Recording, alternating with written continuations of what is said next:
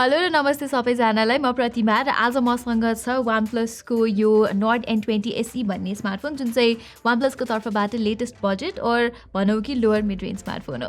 Usually OnePlus ले चाहिँ budget फोन्सहरू बनाउने गर्दैन। लास्ट इयर लन्च भएको इफ आई रिमेम्बर 25,000 भन्दा मुनिको प्राइस भएको फोन चाहिँ N100 भन्ने थियो। यो N20 SE चाहिँ 23,500 रुपियाँको प्राइसमा चाहिँ लन्च भएको छ नेपालमा। सो यसलाई चाहिँ टेक्निकली N100 को रिप्लेसमेन्ट भन्न सकिन्छ। युजुअली नेपालमा चाहिँ OnePlus को ट्रेन्ड हेर्ने हो भने फोन्सहरू चाहिँ निकै ओभर प्राइस भएको देख्न सकिन्छ। यही चार्ट नै हेर्नुहुन्छ भने OnePlus 10 Pro अनि OnePlus Nord 2T जस्तो फोनहरूको प्राइस र इभन हुन्छ नि OnePlus Nord CE र Nord CE2 जस्तो फोन्सहरू चाहिँ इन्डियाको तुलनामा नेपालमा निकै महँगो छ, निकै ओभर प्राइस छ।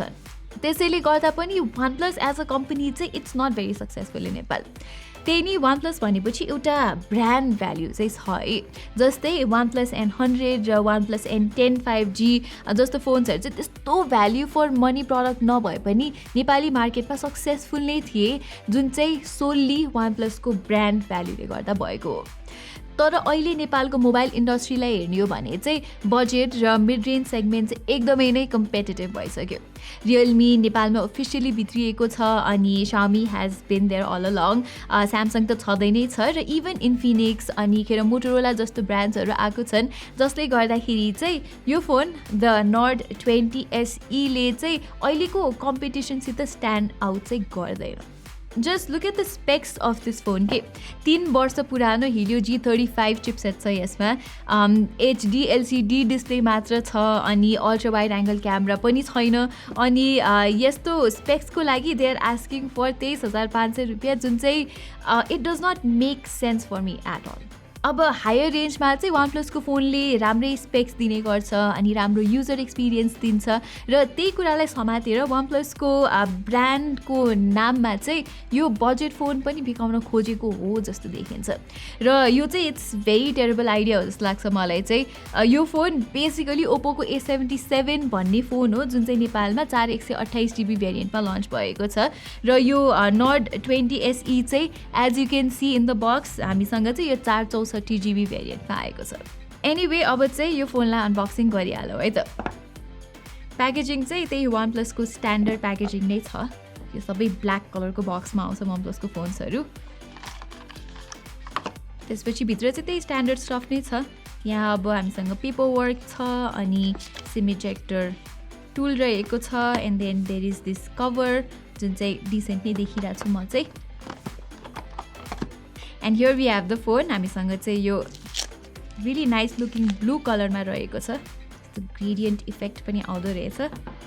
देन हामीसँग यहाँ एउटा 33 वाटको चार्जर छ कपल्ड विथ यो USB Type-C cables and that is all we get inside the box. अब चाहिँ म यसलाई क्लियर गर्छु and let's start talking about the phone है त।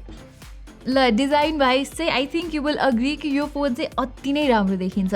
हेर्दा चाहिँ अब 30,000 भन्दा पनि बढी पर्ने फोन हो जस्तो देखिन्छ र यसमा चाहिँ अब यस्तो चट्ट परेको बक्सी डिजाइन छ। कलर पनि मैले अघि नै भने जस्तो एकदमै अट्र्याक्टिभ छ। यहाँ म्याट फिनिस पनि छ र यो देखेर चाहिँ एउटा अफलाइनमा यो फोन किन्न गएको मान्छेले त वाह कस्तो राम्रो फोन रहेछ OnePlus को तर्फबाट भनेर सोध्छ। हुन त हेर्दा पनि राम्रै छ। त्यहाँ पसलले दाइले पनि यसमा अक्टा कोर प्रोसेसर छ, 50 मेगापिक्सलको क्यामेरा छ अनि फास्ट चार्जिङ पनि आउँछ भन्छ अनि एउटा नर्मल नन टेकी मान्छे that person ends up buying this phone. तर अब हामीले फोन लुक्सको लागि मात्र त किन्दैनौँ नि होइन। फोन त अब भिडियो हेर्ने अनि गेम खेल्ने फोटो खिच्ने इत्यादि कामको लागि किनिन्छ र यो सबै कामको लागि चाहिँ यो फोनले एकदमै डिसपोइन्ट गर्छ भन्दा पनि फरक पर्दैन। मैले अघि नै भने जस्तै यो फोनमा मिडियाटेकको 3 वर्ष पुरानो entry level Helio G35 chipset आउँछ।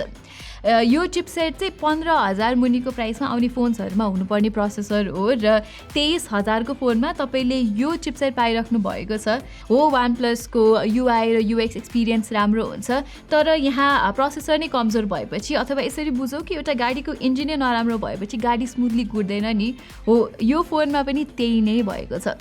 मैले चाहिँ यो फोनलाई हिजो नै अनबक्स गरेर अलिकति एप्सहरू इन्स्टल गरेको थिएँ र त्यतिमै यो फोन चाहिँ एकदमै स्लगिश फिल भइसक्यो कि मलाई अहिले नै। अब यो फोन 15-16 हजारको प्राइसमा आएको भए र अरू ब्रान्डले पनि यही प्रोसेसर दिइरहेको भए म कम्प्लेन गर्दिनँ थिएँ, तर अरू फोनमा त योभन्दा निकै राम्रो Helio G80, Helio G96 और स्न्यापड्र्यागन 680 पाइन्छ, जसको पर्फर्मेन्स चाहिँ Helio G35 भन्दा लगभग दोब्बरै छ। सो यो फोनमा गेमिङ त टाढाकै कुरा हो, नर्मल काम गर्दाखेरि पनि स्लो फिल हुन्छ। यसको डिस्प्लेलाई नै हेर्ने हो भने पनि 23,500 रुपियाँ पर्ने फोनमा HD प्लस डिस्प्ले छ, त्यो पनि IPS LCD प्यानल हो विथ 60 हर्ट्ज रिफ्रेश रेट। स्मार्टफोनमा राम्रो डिस्प्ले हुन चाहिँ तीनवटै फ्याक्टर चाहिन्छ बेसिकली, जुन चाहिँ अब हायर रेजोल्युसन हो, अनि डिस्प्लेको प्यानल एमोलेड हो कि LCD हो, त्यसमा पनि प्यानलको क्वालिटी एकदमै नै भर पर्छ, र डिस्प्लेको स्मुथनेस कति छ त 60 हर्ट्ज हो भने त्यति स्मुथ हुँदैन, 90 अथवा 120 हर्ट्ज हो भने चाहिँ स्मुथ फिल हुन्छ, र यो तिनैवटा कुरा चाहिँ यो फोनमा मिसिङ छ। खासमा भन्नुपर्दा यो फोनको डिस्प्ले त 15,000को फोनमा आउने जस्तै देखिन्छ, स्पेसली तपाईँले यो पुरानो टाइपको नचलाई हेर्नुहुन्छ भने, र तपाईँले 23,000 रुपियाँ हालेपछि योभन्दा धेरै नै राम्रो स्क्रिन भएको फोन लिन सक्नुहुन्छ। जस्तै रेडमी नोट 11 मा तपाईँले एमोलेड स्क्रिन पाउनुहुन्छ, अनि स्यामसङको ग्यालेक्सी F22 मा पनि तपाईँले राम्रो एमोलेड स्क्रिन पाउनुहुन्छ, अनि त्यसमा त हायर रिफ्रेश रेट पनि छ। त्यसपछि आउँछ अर्को डिसअपोइन्टिङ कुरा, जुन चाहिँ यसको क्यामेरा हो। यहाँ चाहिँ 50 मेगापिक्सलको प्राइमेरी क्यामेरा छ, तर अल्ट्रा वाइड एङ्गल लेन्स चाहिँ फेरि OnePlusले स्किप गरिदिएको छ, र यो 50 मेगापिक्सलको सेन्सर चाहिँ राम्रै भए पनि Helio G35 को प्रोसेसिङ त्यति राम्रो छैन, जसले गर्दाखेरि चाहिँ क्यामेरा पर्फर्मेन्स पनि तपाईँले एकदमै एभरेज नै भएको पाउनुहुन्छ। सो यो कुरा चाहिँ तपाईँले ध्यान दिनुपर्ने कुरा हो। त्यो बाहेक अरू कुरा चाहिँ फेरि तपाईँहरूले त्यस्तो कम्प्लेन गर्नुपर्ने खालको चाहिँ छैन। यहाँ OnePlus चाहिँ 5000 mAhको ब्याट्री दिएको छ, जुन चाहिँ यसमा भएको लो पावर प्रोसेसर र HD डिस्प्ले को कम्बिनेसनले गर्दाखेरि चाहिँ यसको इन्ड्योरेन्स निकै राम्रो हुन्छ। सो तपाईँले राम्रै ब्याट्री लाइफ एक्सपेक्ट गर्न सक्नुहुन्छ यो फोनबाट। साथै यहाँ चाहिँ 33 वाटको फास्ट चार्जिङ सपोर्ट पनि छ। युजर एक्सपिरियन्सको कुरामा पनि यहाँ त्यति धेरै ब्लोटवेयरहरू छैन, र OnePlusको UI चाहिँ इन जेनरल नै अप्टिमाइज नै हुन्छ, अनि यहाँ चाहिँ कम्पनीले स्टेरियो स्पिकर्स पनि प्रोभाइड गरेको छ, जुन चाहिँ निकै राम्रो कुरा हो। तर अब ओभरअलमा हेर्ने हो भने चाहिँ यो फोनमा धेरै नराम्रो कुराहरू छ, जसले गर्दा यसमा भएको राम्रो कुराहरू पनि ओभरस्याडो भएको छ। सो म चाहिँ एज अ OnePlus फ्यान यो प्रडक्टसँग निकै डिसअपोइन्टेड छु। OnePlus अब जुन डिरेक्सनमा गइरहेको छ नि, मलाई चाहिँ त्यो एकदमै चित्तै बुझेको छैन। तपाईँले मेरो अरू भिडियोहरू हेर्नुभएको छ भने मैले बारम्बार ओप्पोको A सिरिज अनि भिभोको V सिरिज नकिन्नु नै भनिरहेको हुन्छु, र यो OnePlusको प्रडक्ट पनि त्यही क्याटेगोरीमा नै पर्छ। So I just want to say कि be aware, there are much better options out there in the market, अनि मेक अ राइट डिसिजन।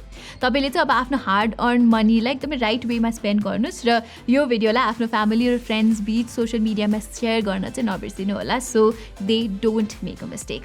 यति भन्दै म प्रतिमालाई चाहिँ बिदा दिनुहोस्। धन्यवाद।